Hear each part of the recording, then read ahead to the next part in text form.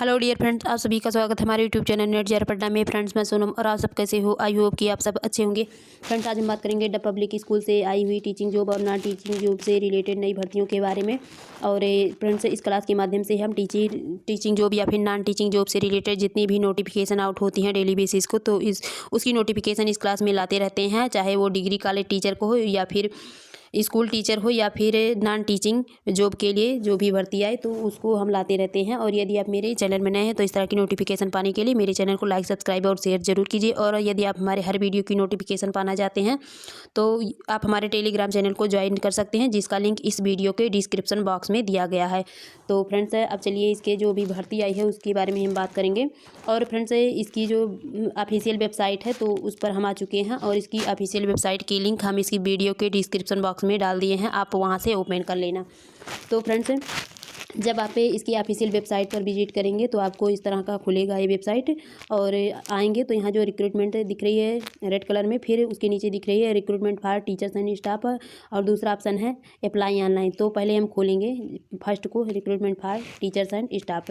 तो जब इसको ओपन करेंगे तो इस तरह का पेज ओपन होगा। तो फ्रेंड्स, इसमें दिया है द पब्लिक स्कूल के बारे में जो भी नोटिफिकेशन आई है। फ्रेंड्स, तो यहाँ बात करें, एडवर्टाइजमेंट दिया है जनवरी 2024 की। तो इसमें ऑनलाइन एप्लीकेशन इनवाइट किए गए हैं और ये ट्यूसडे को किए गए हैं। और फ्रेंड्स, ये जो 10 फरवरी सैटरडे तक है इसकी फार्म को फिल कर सकते हैं। इसमें टीचर पोस्ट भी हैं और नॉन टीचर भी पोस्ट है। फ्रेंड्स, ये डब पब्लिक स्कूल के लिए एडवर्टाइजमेंट आई है। और इसमें जो एलिजिबिलिटी क्राइटेरिया है तो उस पर भी बात करेंगे अभी। और दिया है candidates should visit our website. और ये इसका वेबसाइट बता रहा है कि इस वेबसाइट से आप ओपन करेंगे और all eligible candidates will be called for CBT computer based test. तो फ्रेंड्स, जब आप इसकी फॉर्म को फिल करेंगे उसके बाद आपका कंप्यूटर बेस्ड टेस्ट होगा। और ये टेस्ट कहाँ होगा, ये दिया है डिफरेंट DAV स्कूल्स में ही होगा फ्रेंड्स। और उसके बाद क्या दिया है कि which the date and time shall be intimated letter through email, SMS message. तो फ्रेंड्स, इसका जो डेट टाइम होगा CBT का कंप्यूटर बेस्ड टेस्ट का, तो वो आपको मोबाइल पर आपके ईमेल और मैसेज से उसकी सूचना दी जाएगी।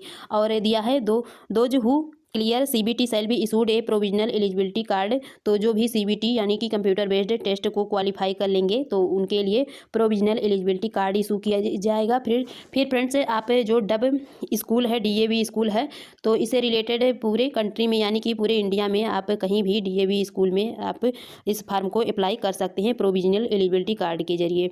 और इसमें जो फाइनल सिलेक्शन होगा तो फ्रेंड्स, इसमें आपका फाइनल इंटरव्यू होगा, उसी के जरिए आपका फाइनल सिलेक्शन होगा। तो चलिए अब इसके जो भी एलिजिबिलिटी क्राइटेरिया है किस किस पोस्ट के लिए उस पर हम बात करते हैं। तो आप यहाँ से बैक हो जाना, फिर बैक होने के बाद यहाँ जो अप्लाई ऑनलाइन है इसको ओपन करना। तो इस तरह ओपन होगा। फिर आप नीचे स्क्रॉल डाउन करके आना। यहाँ आने के बाद आपको दिख रही है, देखिए वैकेंसीज एंड एलिजिबिलिटी। तो वैकेंसीज यहाँ काफ़ी वैकेंसीज हैं, जैसे नर्सरी प्री प्राइमरी टीचर्स हैं, PRT हैं, TGT PGT हैं, मिनिस्ट्रियल पोस्ट हैं, ऑनलाइन एप्लीकेशन फार्म हैं। तो सबसे पहले हम बात करेंगे नर्सरी प्री प्राइमरी टीचर्स।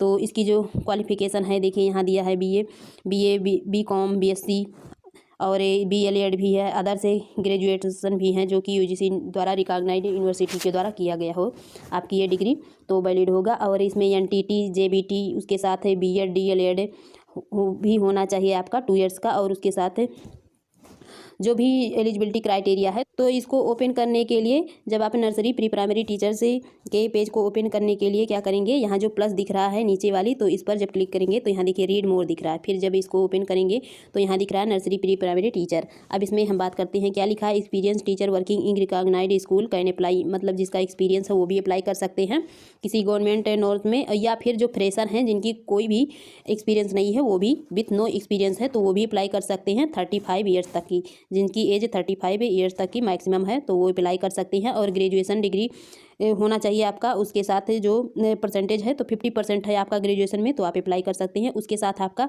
क्या होना चाहिए, 2 ईयर्स का NTT हो या फिर JBT हो या फिर B.Ed हो या फिर BLED हो या फिर DLED हो, तब और या फिर 2 ईयर्स का कोई भी ऐसा डिग्री हो इसके समान जो NCT द्वारा रिकॉग्नाइज्ड कॉलेज या इंस्टीट्यूशन से हो तो वो वैलिड होगा। और इसमें अगली पोस्ट की बात करें तो इस पर बैक हो जाना। फिर बैक होने के बाद आप यहाँ PRT है तो PRT को ओपन करना, ये प्लस जो नीचे वाली दिख रही है तो ये ओपन हो गया। ये प्राइमरी टीचर के लिए है। तो प्राइमरी टीचर में क्या क्या दिया गया है, इसमें एक्सपीरियंस दिया गया है, working in recognised school, apply as a per government norms. और इसमें दिया गया है कि जो फ्रेशर हैं जिनकी कोई एक्सपीरियंस नहीं है तो वो भी कर सकते हैं, और एक्सपीरियंस वाले भी, इसमें भी वही एज लिमिट दी गई है 35 साल तक कर सकते हैं। उसके साथ जो आपका ग्रेजुएशन होना चाहिए तो 50% होना चाहिए। और उसके साथ BLED कैंडिडेट्स भी अप्लाई कर सकते हैं, या फिर BEd हैं, BLED JBT हैं, या फिर 4 ईयर्स का जो BLED किए हैं वो भी, या फिर इसमें दिया है CTET स्टेट, इसमें फिजिक्स, एजुकेशनल और regional language, librarian, art, painting, music and dance candidates हैं। उसके साथ है आपका 55% हो तो वो भी एलिजिबल है इसको फॉर्म को अप्लाई करने के लिए। और इसमें जो सब्जेक्ट हैं तो प्राइमरी टीचर के लिए देखिए सब्जेक्ट हैं, देखिए PRT इंग्लिश है, PRT हिंदी है, PRT संस्कृत है, मैथ है, साइंस है, सोशल साइंस है, कंप्यूटर साइंस है, फिजिकल एजुकेशन है, लाइब्रेरियन है, मराठी है, गुजराती है, पंजाबी है, बंगाली है, उड़िया है, कन्नड़ा है, तमिल है, तेलुगु है, म्यूजिक है, डांस है, पेंटिंग आर्ट है, और वेलनेस है, टीचर एंड काउंसलर है। तो इतने सब्जेक्ट इसमें हैं। अब फिर बैक हो जाना, अब हम नेक्स्ट पोस्ट की बात करेंगे। तो PRT का हो गया। इसके बाद हम ओपन करते हैं ये TGT की। तो TGT की भी प्लस जो नीचे वाली है इसको ओपन करेंगे। अब यहाँ देखिए दिया है ट्रेंड ग्रेजुएट टीचर के लिए, तो इसमें भी चाहे किसी का एक्सपीरियंस हो वो भी फॉर्म को फिल कर सकता है, या फिर कोई एक्सपीरियंस नहीं है, फ्रेशर कैंडिडेट्स हैं तो वो भी कर सकते हैं। इसमें भी आपकी एलिजिबिलिटी 35 साल की दी गई है, मैक्सिमम होना चाहिए, और आपका ग्रेजुएशन 55% के साथ है। उसके साथ आपका BEd है, या फिर CTET स्टेट क्वालिफाइड जो क्लियर स्टूडेंट हैं तो वो भी कर सकते हैं, किसमें physics, education, regional language, librarian, art, painting, music and dance. तो वो कैंडिडेट्स यदि 55% के साथ क्वालिफाइड हैं CTET स्टेट को तो कर सकती हैं। और इसमें सब्जेक्ट जो दिया गया है तो इसमें TGT के लिए इंग्लिश है, TGT हिंदी है, संस्कृत है, मैथ है, साइंस है, सोशल साइंस है, कंप्यूटर साइंस है, फिजिकल एजुकेशन है, लाइब्रेरियन है, मराठी है, गुजराती है, पंजाबी है, बंगाली है, उड़िया है, कन्नड़ा है, तमिल है, तेलुगु है, म्यूजिक है, डांस है, TGT पेंटिंग आर्ट है। फिर आप बैक हो जाना, फिर अगले पोस्ट की बात करेंगे।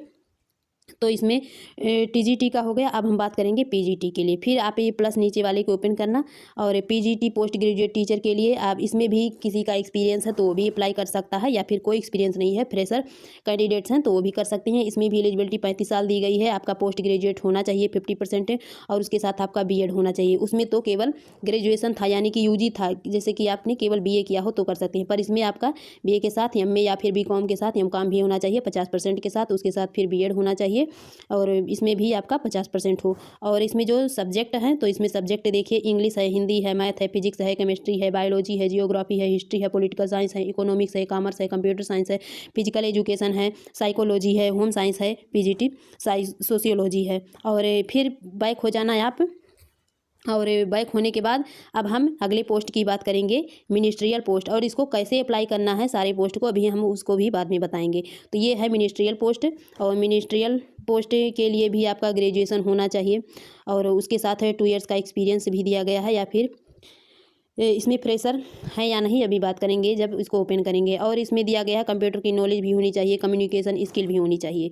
तो इसको जब प्लस को ओपन करेंगे, यहाँ रीड मोर, फिर आपका इस तरह से ओपन हो जाएगा। तो ये मिनिस्ट्रियल पोस्ट में इसके लिए अलग अलग है, क्योंकि इसमें जो ये नॉन टीचिंग पोस्ट है, इसमें अकाउंटिंग के लिए या फिर एडमिनिस्ट्रेशन सबकी अलग अलग काम होते हैं।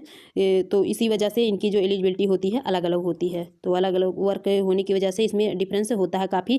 जैसे अकाउंटेंट है तो इसमें जो प्लस नीचे की है इसके लिए क्या है एलिजिबिलिटी, तो ये जो ये click here to check eligibility पर क्लिक करेंगे तो ये इस तरह से ओपन होगा। तो इसके लिए क्या है, एजुकेशनल क्वालिफिकेशन आपका BCom होना चाहिए, उसके साथ आपका कंप्यूटर में टैली हो, तो आप 6 मंथ का सर्टिफिकेट है आपके पास, तो आप इस फॉर्म को फिल कर सकते हैं। और अकाउंट का हो गया। अब एडमिनिस्ट्रेशन की बात करें तो इसमें भी click here to check eligibility पर क्लिक करके ओपन करना। इसमें आपका ग्रेजुएशन होना चाहिए, ग्रेजुएशन के साथ आपको कंप्यूटर की नॉलेज होनी चाहिए। और इसमें दिया है टाइपिंग यूजिंग, आपकी टाइपिंग भी होनी चाहिए, MS ऑफिस यूज हो, और उसके साथ 6 मंथ का आपका कोई सर्टिफिकेट डिप्लोमा हो जिसमें आपने ये सारी टाइपिंग या MS ऑफिस सीखी हो, तो वो उस फार्म मतलब वो सर्टिफिकेट लगा सकते हैं। और उसके साथ ये UDC के लिए क्या है, तो इसको भी ओपन करके देखें। तो इसमें आपका ग्रेजुएशन होना चाहिए BCom, और उसके साथ कॉमर्स होना चाहिए आपका ग्रेजुएशन में। और इसमें जो मैंडेटरी क्वालिफिकेशन है तो सर्टिफिकेट या फिर डिप्लोमा होना चाहिए आपके कंप्यूटर एप्लीकेशन में 1 ईयर का, या और एक्सपीरियंस होना चाहिए आपका 2 ईयर्स का। और इसमें अलग पोस्ट, ये यूडीसी का हो गया फ्रेंड्स। अब नेक्स्ट पोस्ट की बात करिए, असिस्टेंट है। असिस्टेंट के लिए क्या होना चाहिए, आपका ग्रेजुएशन होना चाहिए किसी भी सब्जेक्ट से, और इसमें जो मैंडेटरी क्वालिफिकेशन है कंप्यूटर नॉलेज होने चाहिए आपको, और उसमें नोटिंग, ड्राफ्टिंग, टाइपिंग रिक्वायर्ड, ये सारी ज़रूरत है, और इसमें एक्सपीरियंस होना चाहिए आपका 5 ईयर्स का।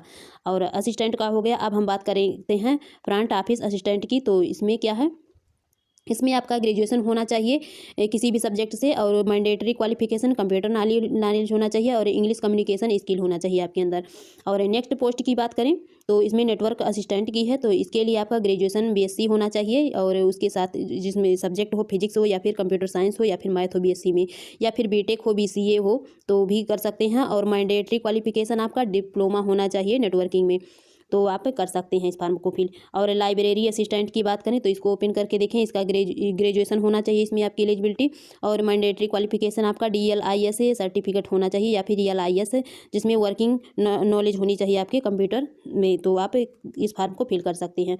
और इसमें लेबोरेटरी असिस्टेंट जो बायोलॉजी है, इसको ओपन करके देखें तो इसमें आपका ग्रेजुएशन BSc होना चाहिए अप्लाइड सब्जेक्ट में, तो आप इसको कर सकते हैं। अप्लाइड सब्जेक्ट यानी कि जो बायोलॉजी क्या दिया है, बायोलॉजी ही दिया है। और लेबोरेटरी असिस्टेंट केमिस्ट्री की बात करें तो इसको ओपन करके देखें, इसमें आपका BSc में ग्रेजुएशन होना चाहिए बस, और इसके लिए अदर मैंडेटरी क्वालिफिकेशन की कोई ज़रूरत नहीं है। और लेबोरेटरी असिस्टेंट फिजिक्स की बात करें तो आपका ग्रेजुएशन होना चाहिए BSc में आपकी फिजिक्स से, तो आप अप्लाई कर सकते हैं। और लेबोरेटरी असिस्टेंट कंप्यूटर साइंस, तो इसके लिए आपका ग्रेजुएशन होना चाहिए BSc कंप्यूटर साइंस के साथ बस, और कोई सर्टिफिकेट की ज़रूरत नहीं है, आप इस फॉर्म को फिल कर सकते हैं। और नर्स की बात करें तो ये BSc नर्सिंग होना चाहिए आपका, और मिडवाइफरी होना चाहिए फ्रॉम INC रिकॉग्नाइज्ड इंस्टीट्यूट से, और उसके साथ आपका 3 इयर्स का या फिर 1 से 2 इयर्स का डिप्लोमा होना चाहिए जनरल नर्सिंग का, या फिर मिडवाइफरी का किसी रिकॉग्नाइज सेंटर से, स्टेट से, नर्सिंग काउंसिल द्वारा, और इसमें के साथ आपका 1 इयर्स का एक्सपीरियंस होना चाहिए। तो ये इसकी इतनी एलिजिबिलिटी थी इतने सारे पोस्ट के लिए। और फ्रेंड्स इसको अप्लाई कैसे करना है तो अब हम उसके बारे में बात करते हैं। तो इसको अप्लाई करने के लिए, और इसमें तो हो गया, अब एक बार बैक आ जाते हैं। फिर बैक आने के बाद फिर आपने ऊपर ही आ जाना, यहाँ देखिए दिया है ऑनलाइन एप्लीकेशन फार्म। तो ऑनलाइन एप्लीकेशन फार्म यहाँ जो नीचे प्लस है इसको ओपन कीजिए, और यहाँ देखिए दिया है read the instruction given below very carefully, तो इसको अच्छे से पढ़ लीजिए जो रीड करने के लिए दिया है। फिर इसको जब पढ़ लेंगे फिर यहाँ कुछ दिया है ये इंपॉर्टेंट है आपके लिए, तो इसको अच्छे से पढ़ लेना। फिर नीचे स्क्रॉल डाउन करेंगे तो यदि आप नए हैं, कभी आपने इस वेबसाइट पर रजिस्ट्रेशन नहीं किया है तो आपको पहली बार तो रजिस्ट्रेशन करना पड़ेगा। तो यहाँ आपको title, full name, mobile name, email ID सब कुछ भरना है। फिर यहाँ पर टिक करना रहेगा I have read the instruction. और उसके बाद ये जो लॉगिन करने के लिए दिया है, तो ये जो फ्रेशर कैंडिडेट्स नहीं, यानी कि जिन्होंने पहले कभी किया है, तो वो जो पुराना उनका रजिस्ट्रेशन नंबर होगा, पासवर्ड होगा, उसी पासवर्ड को डाल करके ये लॉगिन करेंगे। और ये जो आप सब कुछ फिल करेंगे न्यू रजिस्ट्रेशन के बाद, तो आपका जो OTP जाएगा मोबाइल पर, फिर आप उसको प्रोसीड करके फिर लॉगिन करके सारी डिटेल को फिल करके आप कर सकते हैं। तो इसमें बहुत ही इजी तरीका है, और इसमें किसी प्रकार की कोई प्रॉब्लम नहीं है। तो ये इतनी इन्फॉर्मेशन थी। फिर मिलेंगे आपसे न्यू इन्फॉर्मेशन के साथ। यदि आपको मेरी वीडियो पसंद आए तो मेरी चैनल को लाइक, सब्सक्राइब और शेयर जरूर कीजिए। Thank you.